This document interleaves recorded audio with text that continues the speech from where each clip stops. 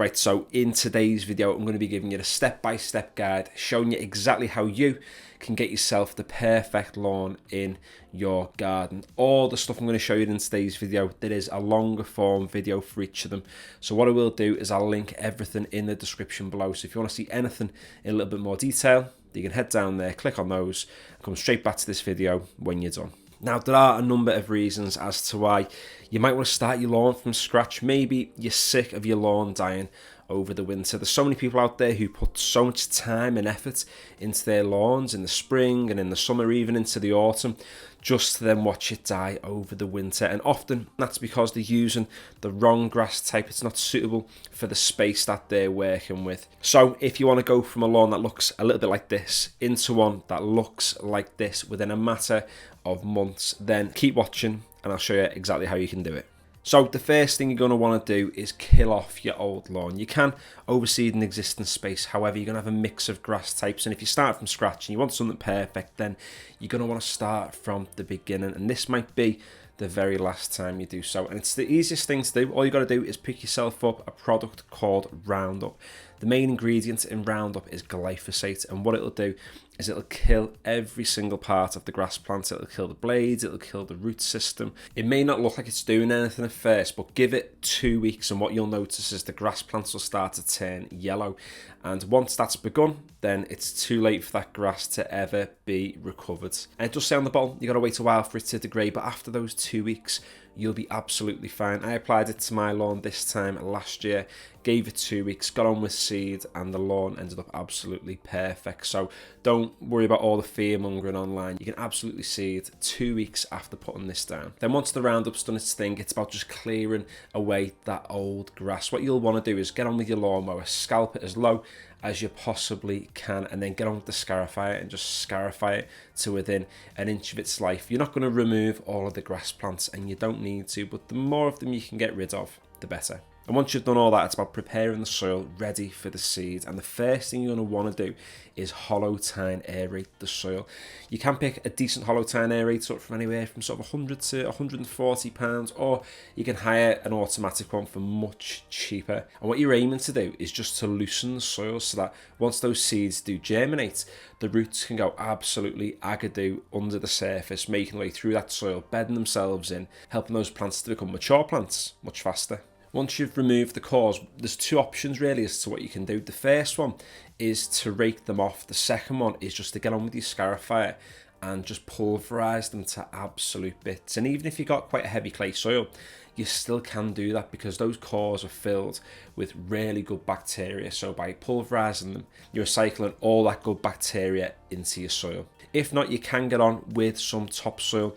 I got on my lawn last year with quite a sandy 70-30 top dresser mix, which in hindsight was slightly too sandy. And if I was to do the whole process again, I'd just go with a regular topsoil mix. Just make sure you get one without large bits in. Westland sells some decent stuff. You can get some stuff from like Roll-On online. Most suppliers are going to give you some decent topsoil, but you don't need loads of it. All you're doing is sort of putting a light dusting down, letting some fall into the holes, giving yourself a nice seed bed. And it seems counterintuitive letting the soil fall back into those holes, but unlike aerating your lawn, it's not necessarily just to dry out the soil, it's to loosen the soil. It's all about giving those roots a nice loose soil to make their way down into. And then it's time for seed, and this is the most important decision you're going to make. You're going to want to go with a bent fescue mix. The mix that I went on my lawn with was a 40% bent grass, 60% fescue. What that basically results in is a lawn that can heal itself, one that can repair itself over time,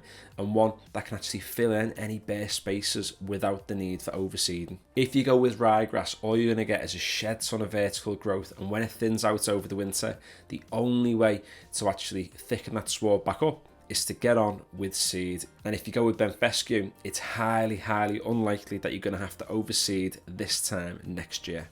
So then it's just about preparing the soil to become a seed bed, and all you're going to want to do is just rake across your lawn lightly.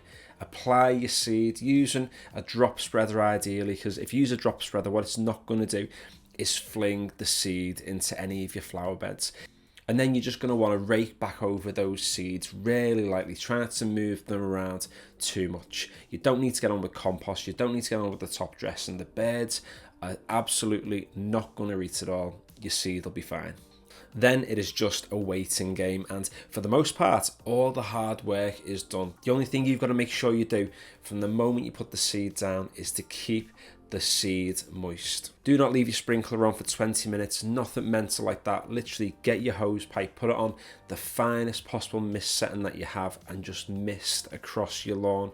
It's going to take you 1 or 2 minutes, not even that, depending on the size of your lawn. We're not aiming to soak the entire thing because we're only wanting that seed to germinate. The seed is on top of the soil. We don't need to soak the entire thing, despite what it might say online. And once you see signs of germination, what you're going to want to do is feed the plant straight away. If you look on Google, it'll tell you to wait 4 weeks, 6 weeks, 8 weeks. Sometimes it even tells you 12 weeks. You do not need to wait that long. As soon as you see germination, if you get yourself on with a lawn feed, what it's going to do is accelerate that growth process. You're aiming to get that plant into a mature plant as quick as you possibly can. The faster you do it, the less likely you are to get other weeds or weed grasses establishing in your sward. And then once your lawn gets to maybe around about 3 inches or so, you can get on and give it its first cut. And once you've done that, the name of the game is feed and cut, and feed and cut. Feeding your lawn is going to thicken it up, cutting your lawn is going to thicken it up, and those two things together will give you a lush, dense sward.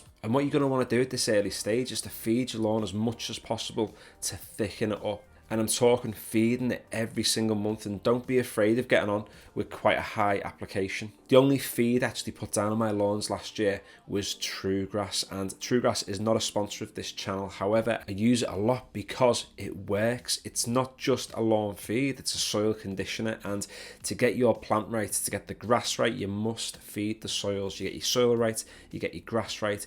That's where it starts, and that's what we should be feeding. Not the leaf of the plant, but the actual soil itself. And that is all you've got to do to get yourself the perfect lawn. This is all the stuff that I wish I'd have known about 4 or 5 years ago. So if you're new to all this and you've just bought yourself your first home, you bought a new build, you've moved house, or even if you've been into lawn care now for years and you've just never quite got it right, then hopefully you've taken something from today's video. If you take the plunge and go for it, I wish you all the luck in the world. Put any questions you want in the comments below. I'll get back to as many of them as I possibly can.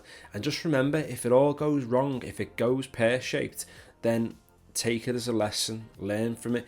If you absolutely hate going with bent fescue, which I highly doubt, then it's never too late. You can always go back to ryegrass. Everything in life is reversible, and that just goes for lawn care too.